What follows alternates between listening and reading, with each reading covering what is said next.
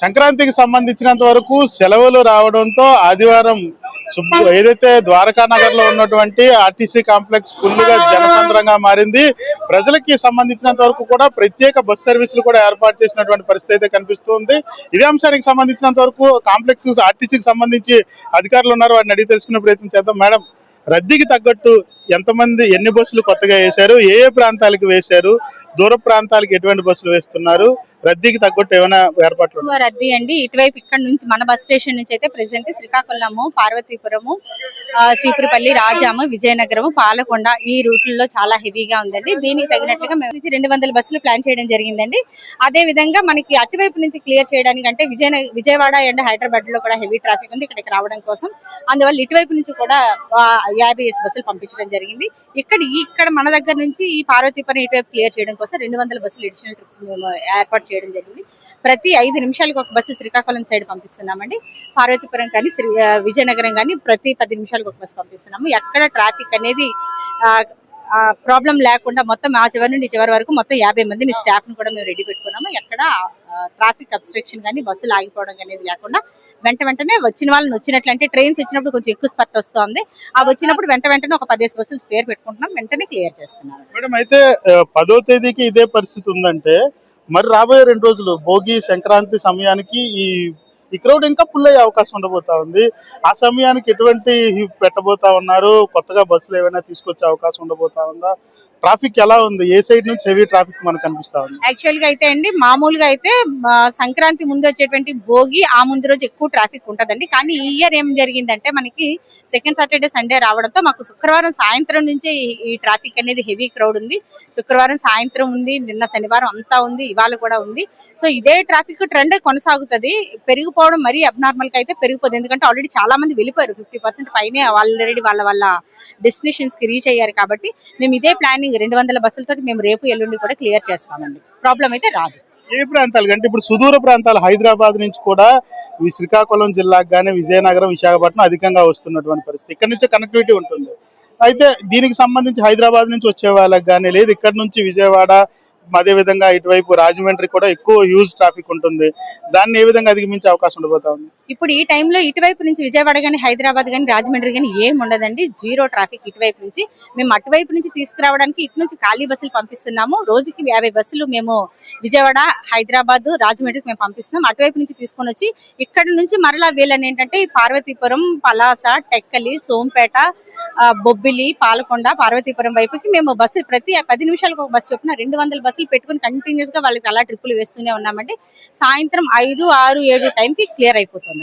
అయితే ఈ ఇంత హ్యూజ్ ట్రాఫిక్ ఉంది కదా, ఈ ప్రెజర్ అనేది డ్రైవర్ల మీద పడే అవకాశం ఉండబోతా ఉంది.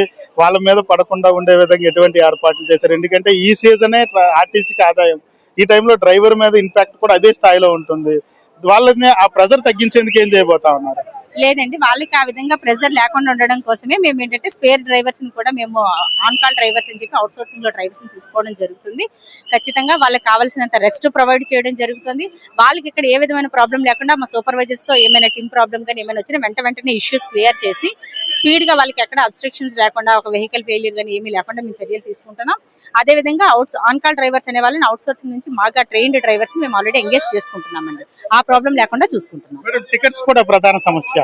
ఇప్పుడు టికెట్స్ కి సంబంధించి ఏసీ కానీ, నాన్ ఏసీ కానీ, డీలక్స్, ఆర్డినరీ, సర్బన్ అని ఏవో కొత్తగా పల్లె వెలుగు కానీ ఇటువంటి వచ్చినటువంటి పరిస్థితుల్లో టికెట్స్ ఎలా ఉన్నాయి? టికెట్స్ పెంచే అవకాశం ఉందా లేదా అదే రేట్లతో కొనసాగిస్తా ఉన్నారా?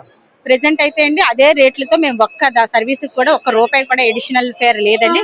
స్పెషల్ బస్ అయినా నార్మల్ బస్ అయినా ఏమైనా కానీ రెగ్యులర్ గా ఫేర్ ఎంత ఉందో అంతే వసూలు చేస్తున్నాము. స్త్రీ శక్తి అమలులో ఉన్నటువంటి 5 ప్రొడక్టుల్లో స్త్రీ శక్తి కూడా అమలు చేస్తున్నామండి. ఒక్క పైసా కూడా ఎక్స్ట్రా తీసుకోవటం లేదు. స్త్రీ శక్తి అంటే ఎలా మేడం? అంటే ఎక్స్ప్రెస్ సర్వీస్ లో పంపిస్తారా? ఎలా? Express, Palle Velugu, city ordinary ఈ 3 మా వరకు వచ్చినప్పటికీ పల్లె వెలుగు, అల్ట్రా పల్లె వెలుగు ఈ 5 సర్వీసుల్లో కూడాను స్పెషల్ ఆపరేషన్ అయినా కానీ ఫ్రీగానే తీసుకెళ్తున్నాం. మరి సిటీకి సంబంధించి విశాఖ సిటీలో కూడా అత్యధికంగా దూర ప్రాంతాల నుంచి ఇక్కడికి వచ్చేటటువంటి ఆస్కారం, సిటీ బస్సులు ఏమైనా తగ్గించే అవకాశం ఉంటుందా? సిటీకి కూడా బస్సులు పాతలాగే తిరుగుతాయి అంటారా? సిటీ బస్సులు కూడా ఏమి తగ్గించడం లేదంటే మేము అడిషనల్ ట్రిప్స్ వేస్తున్నాము. యాక్చువల్ గా బడి బస్సులు అని చెప్పి ఉంటాయి, అవి ఇప్పుడు ప్రెసెంట్ ఖాళీగా ఉంటాయి, వాటిని యూజ్ చేస్తున్నాము.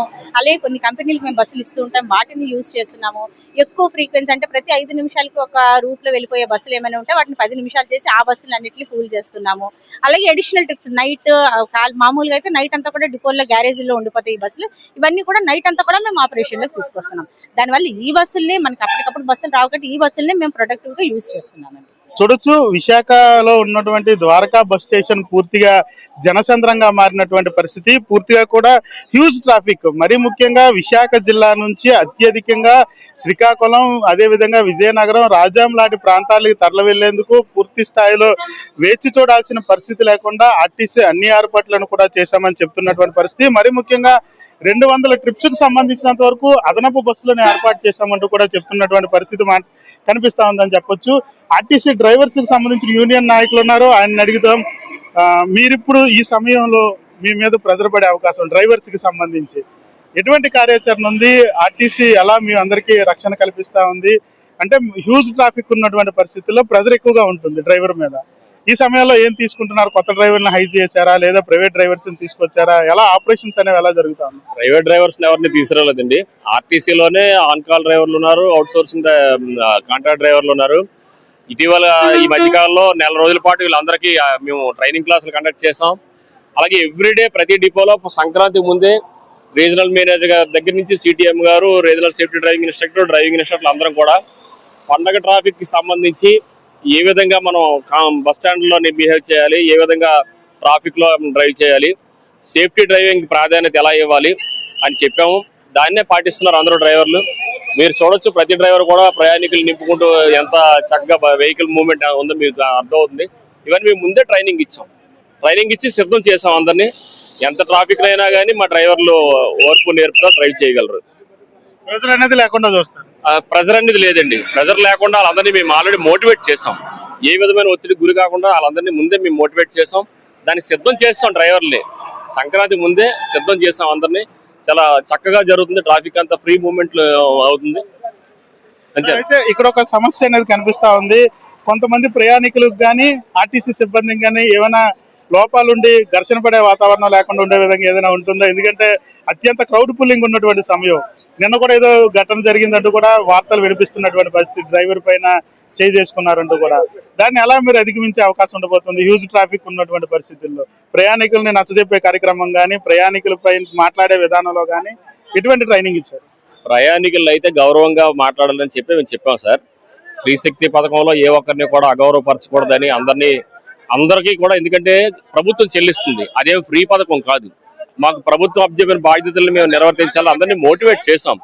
ప్రయాణికులు అంటే మీకు తెలియదు ఏముంది, వాళ్ళు తోసుకుంటే ఆ సమస్యను తీసుకొచ్చి సిబ్బంది మీదకి నెట్టేస్తారు. వాళ్ళందరూ అసలు ఒక క్యూ పద్ధతిలో ఎక్కితే ఎంత ట్రాఫిక్ ఉందో కూడా మనకు అర్థం అవుతుంది. అలాగే అందరూ సంబంధించి ప్లాట్ఫామ్ మీద కరెక్ట్ గా నిలబడినట్టయితే కూడా ఎవరు ఏ రూట్కి వెళ్లాల్సిన వాళ్ళు ఎంతమంది ఉన్నారని మాకు ఎప్పటికప్పుడు లెక్క తెలిసిపోతుంటది. మేము ఎంత అనౌన్స్ చేసినా గానీ ఒక ఊరు వెళ్లాల్సిన వాళ్ళు ఒక్కో ప్లాట్ఫామ్ మీద ఉంటారు. ఒక బస్సు మనం అనౌన్స్ చేస్తే వేరే వాళ్ళు అందరూ ఇక్కడికి వచ్చేస్తారు. ఎక్కడం దిగడం చేస్తున్నారు తప్ప మనం చేస్తున్నటువంటి అనౌన్స్మెంట్ కూడా ప్రయాణికులు పట్టించుకునే పరిస్థితిలో లేరు. ప్రయాణికులే సహకరించాలి. ఎందుకంటే మేము ఎంతమందికైనా సేవ చేయడానికి సిద్ధంగా ఉన్నాం. ప్రభుత్వానికి మంచి పేరు తెచ్చే విధంగా పనిచేయడానికి సిద్ధంగా ఉన్నాం.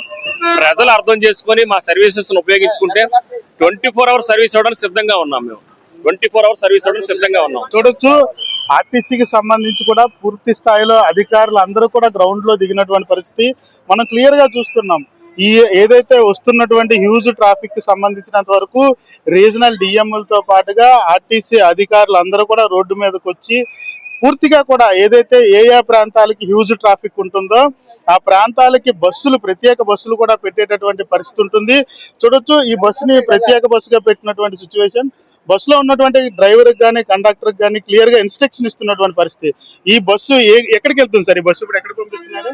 శ్రీకాకుళం పంపుదాం అనుకున్నాం. శ్రీకాకుళం ట్రాఫిక్ ఎటువైపు ఉంటే అటువైపు. చూడొచ్చు, ట్రాఫిక్ అనేది ఇప్పుడు ప్రెసెంట్ అయితే సుదూర ప్రాంతాల నుంచి వచ్చినటువంటి వాళ్ళందరూ కూడా శ్రీకాకుళం, విజయనగరం, రాజాం లాంటి ప్రాంతాలకు అత్యధికంగా ప్రయాణం అవుతున్నటువంటి పరిస్థితుల్లో ప్రత్యేక బస్సులను కూడా ఏర్పాటు చేసి ట్రాఫిక్ ఎక్కువగా ఉండేటటువంటి ప్రాంతాలకి పంపిస్తున్నటువంటి పరిస్థితి అయితే కనిపిస్తా ఉంది. ఇప్పుడైతే ద్వారకా బస్ స్టేషన్ అంతా కూడా జనసంద్రంగా మారినటువంటి పరిస్థితి.